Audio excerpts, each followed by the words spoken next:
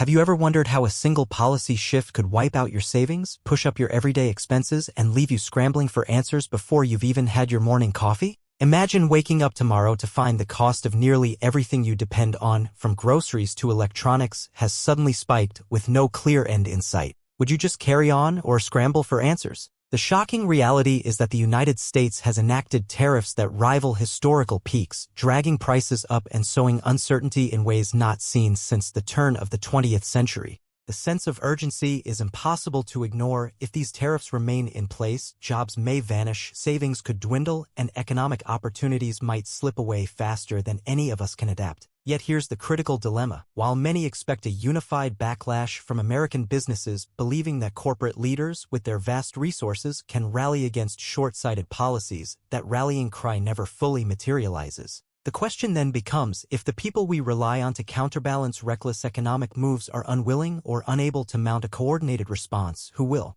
Time is pressing and the stakes are personal. Each day that passes in inaction could translate to higher bills, fewer prospects, and a future far less stable than we'd hoped. The big question, are we prepared to confront the chaos ourselves, or will we be left paying the price, alone and unprotected? This problem is bigger than a few politicians or a single piece of legislation. Consider the consequences if nobody steps up. Prices creep upward, industries shrink, and ordinary families watch their paychecks fall short of covering monthly expenses. Retirement accounts get hammered by market turbulence, while big manufacturers and small businesses alike lose access to affordable supply chains. For many, that could mean wage freezes or outright layoffs. Over time, entire sectors of the economy could begin unraveling. Agriculture in one region suffers due to lost international markets. A factory in another region downsizes because key materials are too expensive to import. Local communities feel the domino effect as jobs disappear and tax revenue tanks. It's not difficult to imagine these shocks piling up, eroding the economic stability that so many people have spent years, if not generations, building.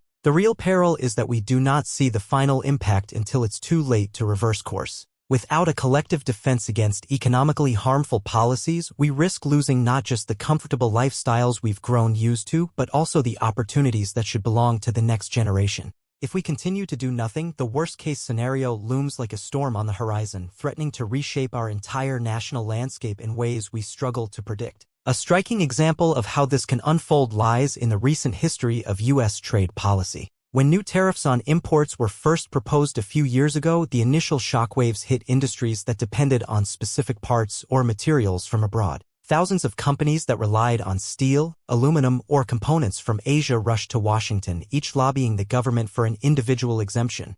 It was a case study in chaos. The system was overwhelmed, many requests fell on deaf ears, and most companies ended up stuck with higher import costs. That in turn raised their prices or forced them to reduce staff. Meanwhile, the public reaction mostly amounted to expecting that larger trade groups, like the Chamber of Commerce or the Business Roundtable, would fix it all in one fell swoop. But these organizations were largely hamstrung by their own divisions, representing different corporate interests that don't always align. The result? A fractured response, leaving most companies to fend for themselves. For everyday workers, it meant bracing for the worst, fewer decent-paying jobs, pricier everyday goods, and a more uncertain road ahead. Sometimes it takes harsh real-world ramifications to recognize we can't assume someone else will fight our battles. We have to wonder, if this is the outcome of our recent past, what fresh setbacks lie in wait if the current wave of tariffs stays locked in place? But let's not surrender all hope. There is a silver lining in the chaos, and it starts with understanding that collective issues often require collective solutions. Organizations historically can unite under intense pressure, and there are proven methods to push back when misguided policies threaten widespread harm. If enough businesses align with a clear, concise vision of fair trade and sustainable policy, they can exert enormous influence on lawmakers. It's about mobilizing not just CEOs but also communities, workers, and local industries that all have a stake in safeguarding the economy. Each sector may differ in its specific needs, but they share a common goal: stable markets and growth-friendly regulations. To get there, the key is forging new alliances, even if they're unconventional or short-term, to amplify demands and get the attention of those in power. And it's not only about approaching legislators. Public opinion and voting patterns matter just as much. A carefully orchestrated campaign can shift national conversations toward broader economic well-being instead of fringe political motivations. Dear viewers, here's something vital. We want to hear your story. Perhaps you've seen costs rise at the supermarket or worry about job security in your community. Sharing your experiences in the comments below helps us build a clearer picture of how these tariffs hit everyday life. By collaborating and shining a light on personal accounts, we create a collective knowledge base that can't be ignored. People who comment not only amplify their voices, they strengthen our ability to demand sensible solutions from decision-makers. When lawmakers see the sheer volume of everyday people impacted, they realize there's more at stake than the abstract notion of trade policy. So please take a moment to let us know your own challenges and observations. Your voice could be the key to sparking real change and protecting what matters most to you. Yet the moment we feel a measure of hope, a new wave of concerns emerges. Even if corporate lobbies unify briefly, history shows they often disband when immediate threats subside. The deeper issue is the lack of robust, lasting coalitions that can hold policymakers accountable long after any single tariff crisis has passed. And while some industries may find it simpler to absorb short-term costs or negotiate backdoor deals, smaller businesses and ordinary workers remain exposed.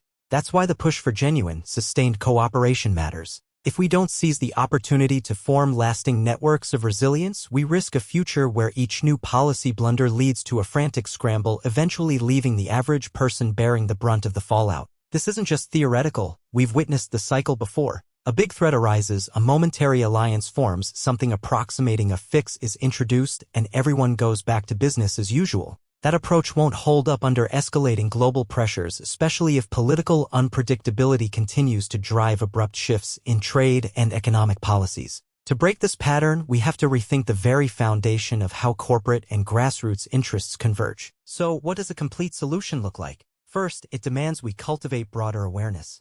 People must understand that tariffs and trade policies aren't just footnotes in the news. They directly influence household finances, local economies, and job markets. Second, businesses of all sizes need to commit to collective advocacy, not just in crisis mode, but as an ongoing effort. They can't continue to wait until damaging policies have already begun tearing through supply chains. By working with labor groups, consumer advocates, and civic organizations, these corporate entities can transform a short-lived coalition into a formidable force that holds policymakers' feet to the fire. Third, we need transparency about who funds major lobbying groups and what they truly stand for. If the Chamber of Commerce, for example, speaks on behalf of various industries, the public should see who's behind the curtain. That knowledge fosters accountability and helps weed out opportunistic maneuvering from genuinely constructive efforts to shape policy. Over time, the line between corporate influence and public interest could start to blur less ominously, forging a system in which wealth and power serve broader economic vitality rather than narrow self-interest. It's no magic wand, but a roadmap that can mitigate the fallout of reckless policy moves and ensure that when a crisis hits, everyone can respond in a unified, efficient manner. Yet let's not overlook the vital role of grassroots power, especially when formal institutions are too fragmented to act decisively. Workers and local communities, often dismissed as lacking sway, have historically carried remarkable influence when they coordinate and speak with one voice. Whether it's rallying around an issue that endangers livelihoods or putting public pressure on elected officials to rethink destructive policies, the power of collective action can't be underestimated. In fact, it might be the only mechanism resilient enough to remain active while corporate interest groups fragment once their immediate threats have passed. That's the paradox. Big trade organizations might have immense resources, but they're also prone to internal divisions and short-term alliances. Meanwhile, ordinary people have a consistent, long-haul stake in economic justice. By tapping into that sustaining energy, campaigns against harmful tariffs or misguided trade rules can endure past the short news cycle. And this is precisely why your engagement matters. When you add your voice, whether sharing personal stories, discussing local business closures, or spotlighting shifting prices, you become part of a tapestry that's harder to ignore than any single business lobby. The more we band together, the greater our chances of preventing the next big economic disruption before it spirals out of control. Ultimately, our goal is to anchor a future that benefits not just a select few, but everyone grappling with the aftershocks of ill-conceived tariffs and haphazard economic strategies. It starts by acknowledging the looming threat, galvanizing enough people to understand it, and forging a strategy that presses both corporate lobbies and the public sector to align in favor of fair, growth-oriented policies. While nothing transforms overnight, each conversation, each shared story, each collective push for reform chips away at complacency and inaction. That's why subscribing to channels of reliable analysis, liking and sharing this content, and contributing your own experiences or questions in the comments section can do far more than you might assume. These actions create momentum, expand awareness, and draw in those who can make a difference. So let's stand together at this pivotal moment and ensure that we, the people most affected, shape the outcome. We've seen what happens when we wait for others to fix the problem. Now is the time to rewrite the script. Thank you for watching, stay informed, and let's keep the conversation going. Goodbye.